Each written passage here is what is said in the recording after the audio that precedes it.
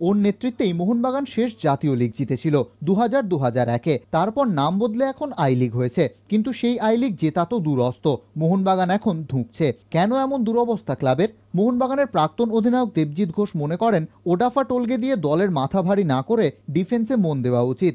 Defence শক্তপোক্ত হলে মাঝ মাঠও গোল করে দলকে পয়েন্ট এনে দিতে পারে। আগে ডিফেন্সকে স্ট্রং করো, স্ট্রাইকার যাই না থাকুক হাফ থেকে গিয়েও গোল করা যায়, কিন্তু আমার স্ট্রাইকার প্রচণ্ড ভালো, 4 কোটি 5 কোটি টাকার স্ট্রাইকার, পিছন দিকের সিচুয়েশনটা 40 লাখ 50 লাখের মধ্যে ফিনিশ হয়ে যাচ্ছে। কোয়ালিটির ভাগটা কিন্তু প্রচুর ডিফারেন্স করে ফেলছে।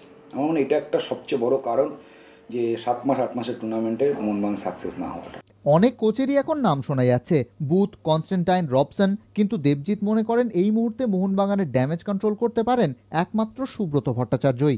অলরেডি টুর্নামেন্ট চালু হয়ে গেছে, দুটো খেলেছে, দুটো খেলায় ম্যাচ হেরে গেছে, তার মানে 2 খেলে 0, মানে আমার থেকে 6 পয়েন্ট অ্যাহেড হয়ে রয়েছে চ্যাম্পিয়নশিপে যারা যারা আছে, বা 4 হয়ে রয়েছে এরকম।